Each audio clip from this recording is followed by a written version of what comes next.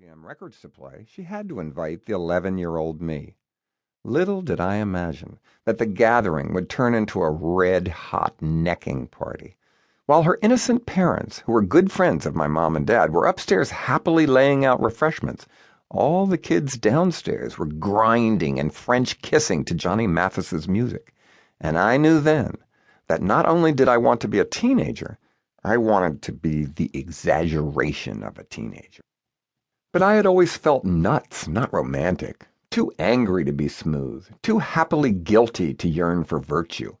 Before Johnny Mathis, Clarabelle, the psychotic clown on the Howdy Doody show, whose makeup later inspired Divine's, had been my role model, the man I saw in person in the early 50s at the height of Howdy Doody's success, when I was just a kid and my parents somehow got me on the show. The scary freak I watched from the peanut gallery, who never spoke but communicated his hostility by honking twin bicycle horns or by squirting you in the face from a seltzer bottle. The same TV character parents complained about for getting their children too excited before dinner. Excited? I was apoplectic, especially every time Clarabelle got near Princess Summerfall Winterspring, the goody-goody but sexy Indian maiden non-puppet star of the show. If only he could have burst out of his glorious muteness to say her name out loud, the best name ever. The only other name I wish were mine today, except for Lord and Lady Haw Haw, which I can't use because they were Nazis. Matter of fact, readers of this book, if you see me on the street and call me Princess Summerfall Winterspring in a nice tone of voice, I will probably respond. I followed the careers of Clarabelle and Princess Summerfall Winterspring forever, hoping that I too could someday have an extreme career in show business. I mourned the fact that I was unable, and uninvited, to attend the 1957 funeral of Judy Tyler, the actress who played Summerfall Winterspring, after her tragic death in a car accident right before the release of the Elvis movie she had co-starred in, Jailhouse Rock.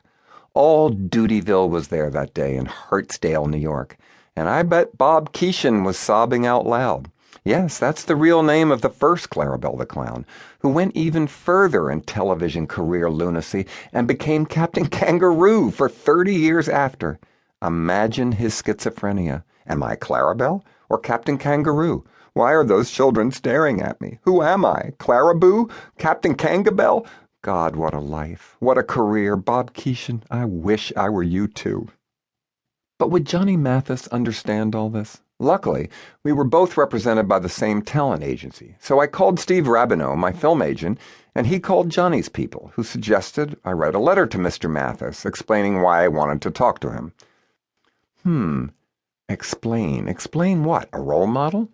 Someone who has led a life even more explosive than mine? A person whose exaggerated fame or notoriety has made him or her somehow smarter and more glamorous than I could ever be? A person frozen in an unruly, blown out of proportion position in society who earns my unmitigated respect for his or her other turbulent, ferocious will to survive frightening success or failure. Maybe Johnny Mathis could understand. But I'd better leave out the Princess Summerfall Winterspring part of my explanation.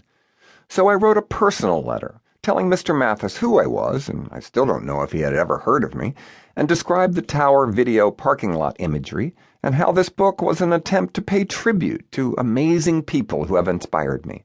I added that I was not coming to him with any agenda, sexual, racial, ageist, or political, and I really wasn't. My Johnny Mathis lunacy was way beyond that anyway, but I tried to sound, well, reasonable.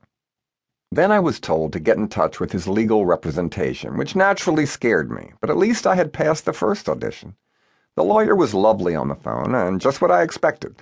Old-school Hollywood, incredibly loyal and protective of Mr. Mathis's career, and rightfully suspicious of me. I explained my book idea as normally as I could, and he asked if Mr. Mathis could approve what I wrote. I explained the journalistic mortal sin of his request, and he said he'd get back to me. Lo and behold, a few days later, an assistant to Mr. Mathis called to set up the meeting at 9:30 a.m. at Mr. Mathis's West Hollywood home. I felt like Prince Summerfall Winterspring. Until the night before, when I got an email casually mentioning that the lawyer would also be present. Great. Hoping for the best anyway, and arriving on time.